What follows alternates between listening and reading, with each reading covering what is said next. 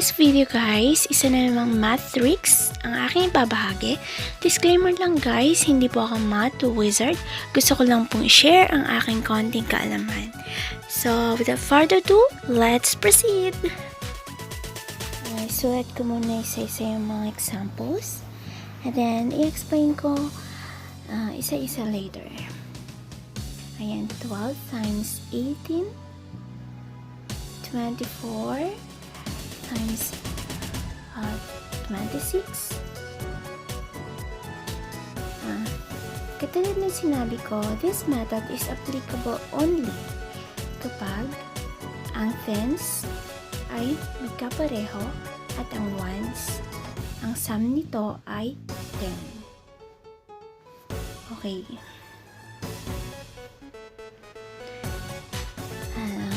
Ito yung mga examples natin.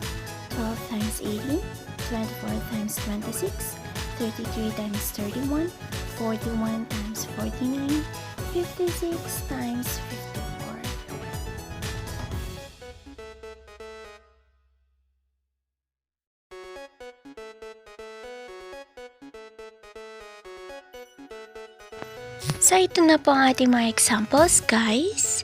Kung gusto po ninyo, i-compute na po ninyo para malaman po natin kung tama ba o mali ang ating sagot mamaya.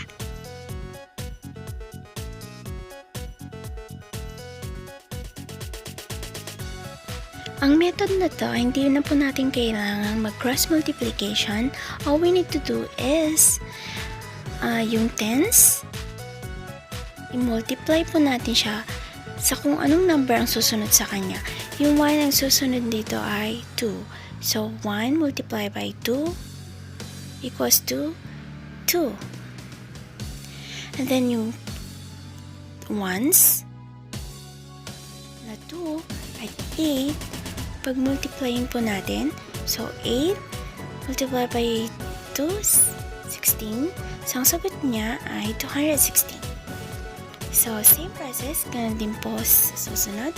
24 times 26. 2, ang susunod niya ay 3. So, 2 times 3 equals to 6. And then 4 multiplied by 6, 24. So, ang sagot ay 624. Next, 33 times 37. Ang susunod ng 3 ay 4.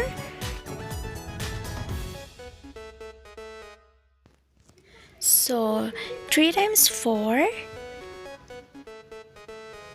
equals to 12. And 3 multiplied by 7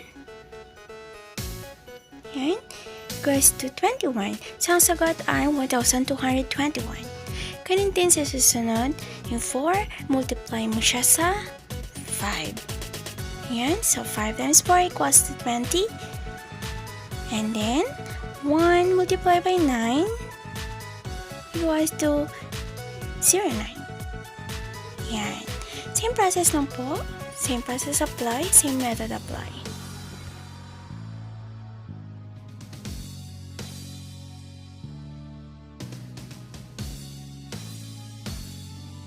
You can try this method po.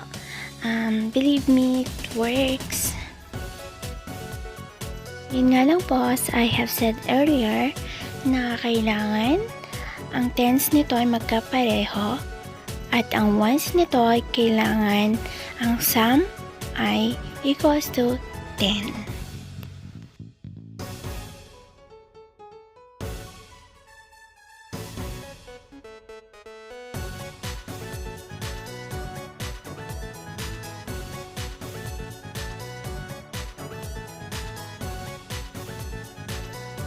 So, tapos na natin nasagutan guys. Ang susunod natin gagawin ay i-check natin kung tama ang ating mga sagot.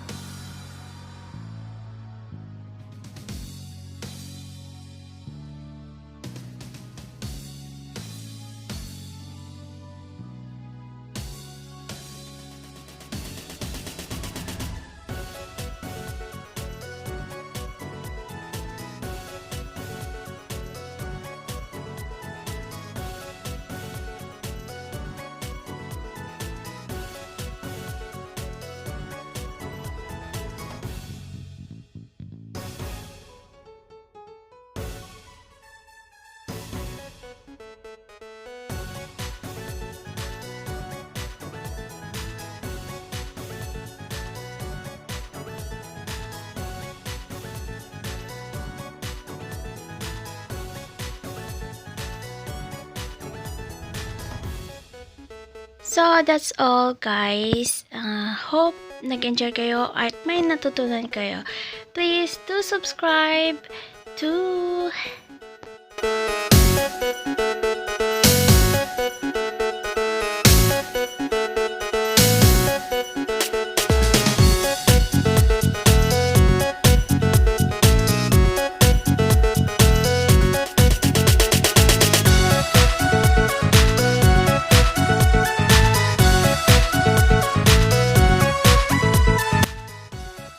Please do like, share, and subscribe at huwag kakalimutang i-click ang bell button para ma-notify kayo sa mga susunod kong videos. Salamat! God bless!